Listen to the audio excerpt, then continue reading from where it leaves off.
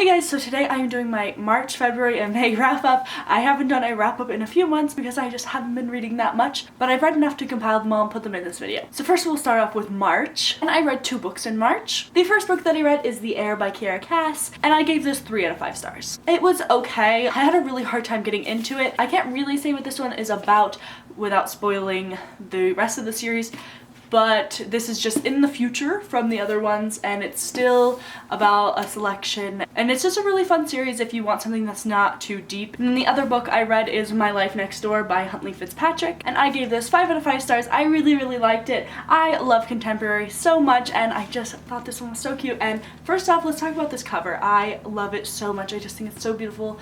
Oh, it's so cute, and the spine is adorable. If you love summery contemporaries, then this is definitely for you. And this is about a girl named Samantha, and she lives with her mom and her sister, I think, and they have a very clean, quiet house, and her mom's a politician, and they live next to the Garretts, which is a family that has a ton of kids. I think they might have 8 kids or something like that. And they're really loud and messy, and they have a lot of fun. And she likes to sit out on the roof outside of her bedroom window, I think, and just watch them because their life it fascinates her so much. But her mother hates them because she just thinks they're too loud and too messy, but she ends up meeting one of the boys and they start falling in love, and she doesn't want to tell her mom because her mom doesn't like this family, but she ends up just falling in love with this family and being around them. And something that I really liked about this book was the way that sex was brought up. I know that might sound really weird, but I loved that the 2 characters talked about whether they wanted to or they didn't want to, or when they wanted to, and they just talked about every part of it and what it meant to them and things like that. And I just think that's really awesome because in a lot of books it just kind of brushes over everything. And I thought it was really cool that they were having like mature discussions about it. But yeah, I just really loved this book. And then in April, I didn't read any books, but in May, I read 3. The first one that I read is Signs Point to Yes by Sandy Hall. And she also wrote the book A Little Something Different, and I really liked that book, so I decided I would pick this one up. I didn't like it as much as that one, but I still did really enjoy it. And again, I just love this cover. I love the colors of it.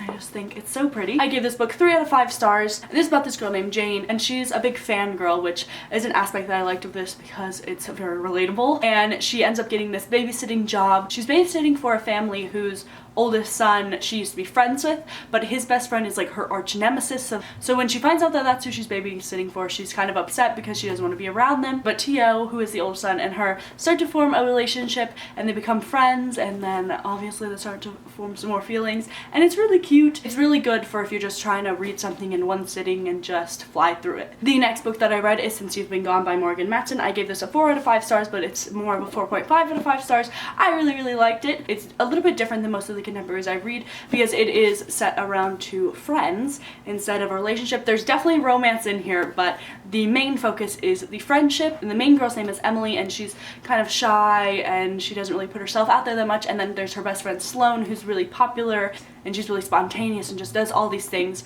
And then one day Sloane is just missing. Emily has no idea where she went, but she gets a letter from Sloane that has a list of things that she needs to do this summer, and she ends up tackling all these things and doing them, and they definitely take her out of her comfort zone, and she's doing all these crazy things, and she ends up making all these new friends, and then there's some romance, and it's super fun. I would definitely suggest that you read this summer if you haven't. It's such a fun read for the summer. And then the last book that I read in May is Anna and the French Kiss by Stephanie Perkins. This is a reread. It's one of my all-time favorite books. I gave it a 5 out of 5 stars again. I loved rereading it just because I fell in love with the story all over again, and I remembered all the things that I loved about it. I still loved it just as much, and I think that Etienne St. Clair has solidified himself as my #1 book boyfriend. I have these few top book boyfriends and I can never really figure out which one is #1, but after rereading this I just think that he is #1. If you haven't read this book and you like contemporary, please read it. It's probably my favorite contemporary of all time. I'm so obsessed with it and I love it so much. And basically it's about this girl named Anna, and her dad sends her to a boarding school in France, and at first she really doesn't want to go. She's like so upset about it, which why? But she just really doesn't want to leave her friends and leave her high school and go to a new school and meet all these new people. But she ends up going, and she runs into her neighbor named Meredith, and they quickly become friends, and Meredith invites her to eat breakfast with them the next day, and so she kind of becomes friends with all of Meredith's friends, which includes a boy named St. Clair, and he is so dreamy. His mother is American and his father is French, but he was raised in England, so he has British accent, and he also has dimples and messy dark hair and big brown eyes, and he's super charming and charismatic, and literally the perfect boy. The only downside to Etienne for me is that he is short and I'm 5'10" and a half, so I'd be significantly taller than him. Honestly, it's not even that much of a downside for me because I really don't care. Like, you're hot, you're hot. Anyway, her and Etienne become pretty close friends. She starts to develop feelings for him, but he has a girlfriend named Ellie who's been dating for a year or a few years, and he definitely starts to develop feelings for her too, but he kind of doesn't want to face it because he's afraid to, you know, leave his girlfriend and jump into this new relationship when he's not sure if she likes him. He's also just wants to stay with what's familiar because he's kind of going through a hard time of his life, and I'm just like defending him right now. A lot of people don't like that a lot of the book is them kind of falling in love with each other while he has a girlfriend, which I totally understand. But on the other hand, I can kind of understand him because I'm sort of like him. Not that I've done that, but I could see that happening because I'm so bad at letting go of things that are familiar in my life.